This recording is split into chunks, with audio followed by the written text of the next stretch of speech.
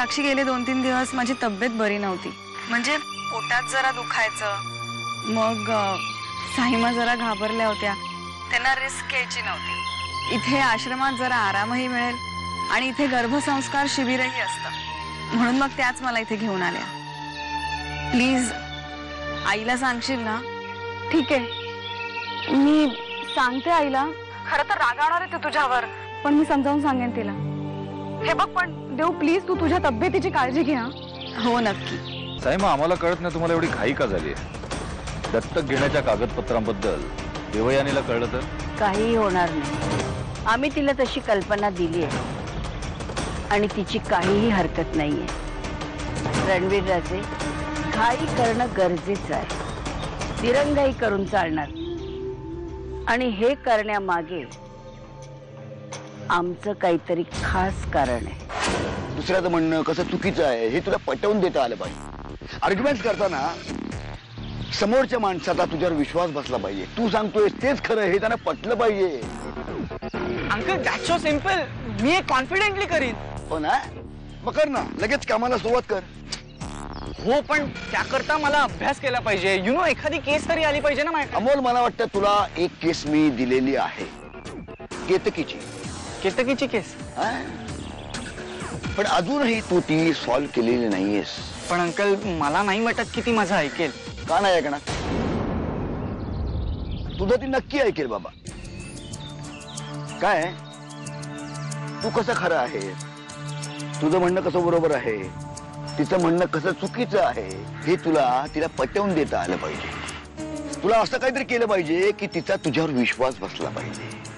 देवयानीचं मूल कायदेशीररित्या आमच्या हातात आल्यानंतर राजशिर्क्यांच्या महालाचे दरवाजे आम्ही देवयानीसाठी कायमचे बंद करणार आहोत. कसं शक्य आहे साईमा?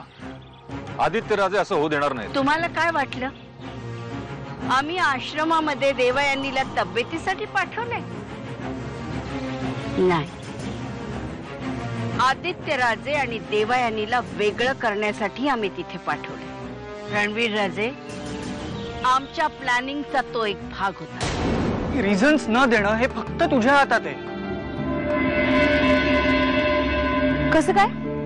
आता बघ ना, तू इकडे राहिलीस तर तुमच्यामध्ये भांडणं होतील, वादविवाद होतील. तू तिकडे गेलीस तर नक्कीच तुमचं नातं तरी टिकून राहील. हो यार अमोल, हे तर सुचलंच नाही मला. बघ ना, आता मी त्यांच्या मनाविरुद्ध वागते म्हणून आमच्यात वाद होतात. जर का मी लांबच निघून गेले राहिला तर मग प्रश्नच मिटला. आम्ही सगळेच आनंदी राहू ना. एक्झॅक्टली.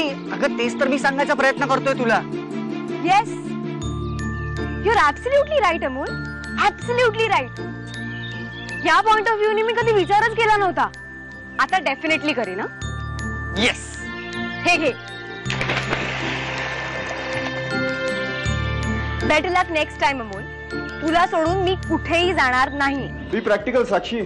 तुला सुद्धा माहिती आहे की आपल्याकडे जे पुरावे आहेत त्याचा काही उपयोग नाहीये. सर, खरंच जर ही केस बंद झाली तर मी स्वस्त बसणार नाही सर. बरं, ॲज यू विश. आणखीन थोडे दिवस वाट पाहूया, बघू काही हाती लागतंय का.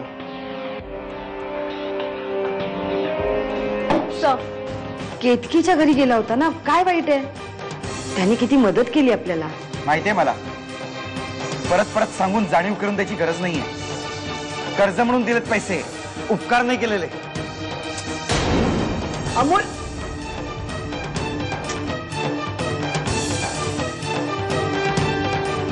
जोपर्यंत तुम्ही नताशाबद्दल मला पूर्ण माहिती देत नाही तोपर्यंत मी इथून जाणार नाही. आणि प्लीज मला इथून निघण्याचा आग्रह सुद्धा करू नका. साक्षी, आता तुझं जास्ती होत आहे. आम्ही जे सांगतोय ते शब्द न शब्द खरं आहे.